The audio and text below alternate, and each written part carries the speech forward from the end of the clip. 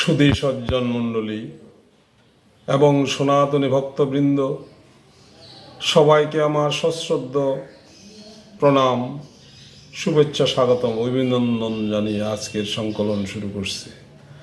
আজকের সংকলন সনাতন ধর্মীয় চিন্তাভাবনা নিয়ে আজকের সংকলনটি সংকলিত করা হচ্ছে।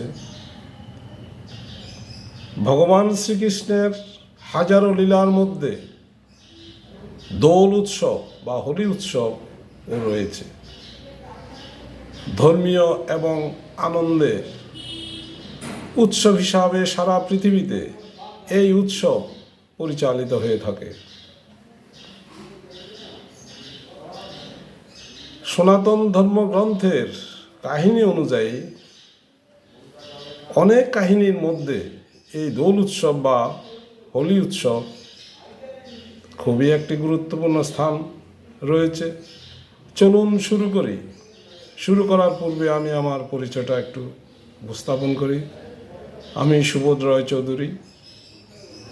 আমার সংকলনে আমি আপনাদেরকে এই কাহিনীর সাথে আমার সামান্যতম জ্ঞানে যতটুকু সম্ভব তুলে ধরব। আশা করি মনোযোগ সহকারে, ধৈর্য সহকারে আমার উপস্থাপনাটি অনুধাবন করবেন। চলুন শুরু করি। সনাতন ধর্মে বিভিন্ন এই দোল পূর্ণিমার কাহিনীর মধ্যে একটি দুটি কাহিনী আমি তুলে ধরছি। প্রথম কাহিনীটা হলো শ্রী কৃষ্ণ দোল উৎসবের কাহিনী। এই উৎসবটি মূলত বৃন্দাবন থেকে শুরু হয়েছিল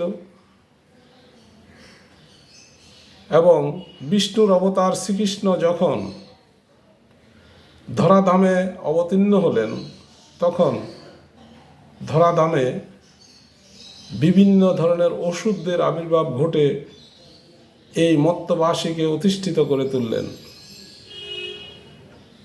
তখন ধর্ম রক্ষার জন্য শ্রীকৃষ্ণ কঠোর হস্তে সেই ওষুধদের দমন করার জন্য উনি সামান্যতম দয়াবোধ করলেন না।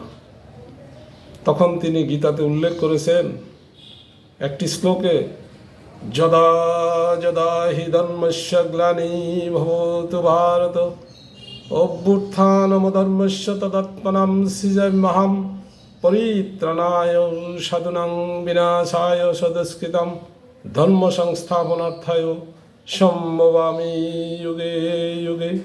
শ্রীমদ্ ভাগবত গীতার এই পংক্তিটি পাওয়া যায়। এরপরে সনাতন ধর্মশাস্ত্র অনুযায়ী তখন অরিষ্ঠা এবং কেশী নামে দুই মহাসুর এমনভাবে অত্যাচার করতে লাগলো, ধরাধামে বা মত্তবাসীগুলি অতিষ্ঠ হয়ে জীবনযাপন করতে লাগলেন। ভগবান শ্রীকৃষ্ণ তখন ওনার শক্তি দিয়ে এই দুই অসুরকে, অরিষ্ঠ এবং কেশী নামক অসুরকে উনি বধ করলেন এবং এই মত্তবাসীকে শান্তির বাণী পৌঁছে এবং শান্তি স্থানে প্রতিষ্ঠিত করলেন। সেই দিনটি ছিল এই দোল পূর্ণিমার দিন। তখন মত্তবাসী আনন্দ উৎসবে অসুরদের বিনাশ ঘটাতে তারা এই দোল পূর্ণিমা তিথিতে আনন্দ উৎসব করে, পূজা পার্বণ করে, মিষ্টি বিতরণ করে, আবির ছিটিয়ে আনন্দ ফুর্তি উৎসব করতে লাগলো। সেই তিথি আজও আমরা পালন করে থাকি। সেই শ্রীকৃষ্ণের কেশী এবং অরিষ্ঠাকে বধের মাধ্যমে এই অনুষ্ঠানটি মত্তবাসী পালন করে আসে। তাই আমরা বলবো, আবির ছিটিয়ে আমরা এই ধরাধামে আনন্দ করব। সব কিছু ভুলে গিয়ে আমরা আমাদের আনন্দ, এই অসুর বধের আনন্দটা উপভোগ করব। সেই থেকে দোল পূর্ণিমা আবিরের ছড়াছড়ি এবং সমস্ত আসরিক শক্তির বিনাশ ঘটেছিল এই দোল পূর্ণিমা তিথিতে। সনাতন ধর্ম পর্যালোচনা করলে আরেকটি কথা এখানে এসে যায়। সেই কাহিনীটি হলো মহা অসুরের মধ্যে হিরণ্যকশিপু নামে এক মহাদৈত্য বা অসুররাজ বাস করতেন। তিনি সবসময় বিষ্ণু বিদ্বেষী ছিলেন। বিষ্ণুর প্রতি তার এত অবজ্ঞা, অনীহা, অনাচার, বিষ্ণুর কথা শুনলে উনি জ্বলে পড়ে উঠতেন। কিন্তু ভগবানের কি লীলা, সেই অসুরের ঘরে জন্ম হলো বিষ্ণু ভক্ত প্রহ্লাদ। প্রহ্লাদ জন্ম থেকে বিষ্ণুর প্রতি উদ্ধার, বিষ্ণু পূজা, বিষ্ণু আলোচনা, বিষ্ণু তার হৃদয়ে সারাক্ষণ অবস্থান করত, যাহা হিরণ্যকশিপু মোটেই পছন্দ করতেন না। তখন উনি তার সন্তানকে বিভিন্নভাবে উপদেশ দিলেন এই বিষ্ণু ভক্তি থেকে ফিরিয়ে আনার জন্য, কিন্তু সম্ভব হলো না। বিভিন্ন অত্যাচার, অনাচার, অবিচার, কঠোর শাস্তি, শেষ পর্যন্ত উনি উনার সেই প্রিয় সন্তানকে মৃত্যুর কোলে পাঠানোর জন্য বিভিন্ন পন্থা অবলম্বন করলেন, কিন্তু সম্ভব হলো না, যেহেতু উনি বিষ্ণুভক্ত ছিলেন। বিভিন্নভাবে হাতি দিয়ে বা অন্য অনেকগুলো বিষয় সনাতনে ধর্মে উল্লেখ করা আছে, সবগুলো উল্লেখ করতে গেলে ভিডিওটা অনেক বড় হয়ে যাবে। শুধু এই কথাটাই বলবো যে শেষ পর্যন্ত হিরণ্যকশিপু সিদ্ধান্ত নিলেন তার এক বোন হোলিকা, উনি ব্রহ্মার বরে পেয়েছিলেন যে উনাকে কখনো আগুনে দগ্ধ করবেন না। তখন দুষ্ট মহারাজ হিরণ্যকশিপু সিদ্ধান্ত নিলেন তার ছেলেকে সেই হোলিকার কাছে তুলে দেবেন, হোলিকা ওকে কোলে নিয়ে আগুনে ঝাঁপ দেবেন এবং সেই প্রহ্লাদ মৃত্যুর কোলে ঢলে পড়বে। যথা সিদ্ধান্ত তথা কাজ। হোলিকাকে ডাকা হলো এবং সমস্ত কিছু তাকে রাজদরবারে বলা হলো। হোলিকা এতে রাজি হয়ে গেলেন। ব্রহ্মা তাকে একটি চাদর দিয়ে বর দিয়েছিলেন, এই চাদর যখন গায়ে থাকবে তখন কোনো অগ্নি তাকে স্পর্শ করবে না। তখন হোলিকা তার ভাইয়ের ছেলে কেমন আসরিক চিন্তা ভাবনা কোলে নিয়ে যখন আগুনে ঝাঁপ দিতে যাচ্ছেন, তখনই সেই চাদরটি দৈবক্রমে প্রহ্লাদের গায়ে জমুরিত হয়ে গেল, আর হোলিকা হয়ে গেল খালি শূন্য শরীর। আগুনে ঝাঁপ দেওয়ার পরে হোলিকা আগুনে পুড়ে ছাই হয়ে গেল, আর বিষ্ণু কীর্তন করতে করতে প্রহ্লাদ আগুন থেকে বেরিয়ে এলো। এই কি ভগবানের লীলা! প্রহ্লাদ বেঁচে গেলেন, হোলিকা পুড়ে ছাই হয়ে গেলেন। এই থেকে তখন ভক্ত প্রহ্লাদ এই হোলিকার অত্যাচার থেকেও বেঁচে গেলেন। তাই আমাদের এই সনাতন জগতে অনেক জায়গাতে দেখা যায় এই পূর্ণিমার বা দোল পূর্ণিমার আগের দিন সন্ধ্যায় নেড়ি পোড়া, বুড়ি পোড়া, আগুন দিয়ে এই অনুষ্ঠানটা বাঙালি সমাজে প্রতিপালিত হয়। এবং এই হোলিকা থেকে হোলি উৎসবের নাম এসেছে বলে অনেক ধর্ম বিশারদগণ উল্লেখ করেছেন।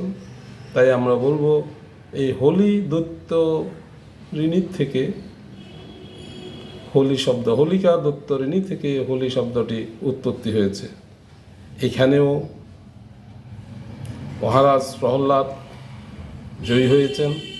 বিষ্ণুভক্ত প্রহ্লাদকে ধ্বংস করা গেল না। পরদিন সবাই আনন্দ ফুর্তি করতে লাগলো এবং আবির ছিটিতে লাগলো, পূজা অর্চনা করতে লাগলো। বিষ্ণু নাম, কৃষ্ণ নাম সারা পৃথিবী প্লাবিত হয়ে গেল এবং সেই থেকে হোলি উৎসব উদযাপিত হয়ে থাকে। আমরা জানি এরপরে হিরণ্যকশিপুকে একজন দৈত্য হত্যা করেছিল, সেই বিষয়টা আমি আরেকটা ভিডিওতে উল্লেখ করব। এরপরে সনাতন ধর্মের আরেকটি আখ্যান থেকে জানা যায়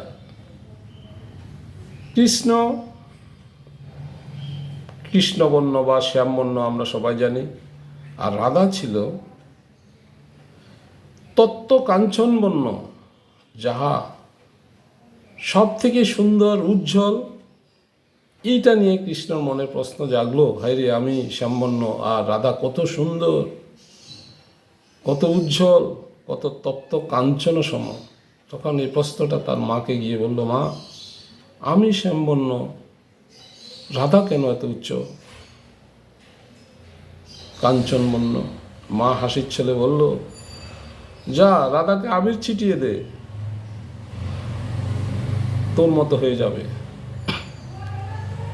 তখন শ্রীকৃষ্ণ চিন্তা করতে লাগলো, ঠিক তো।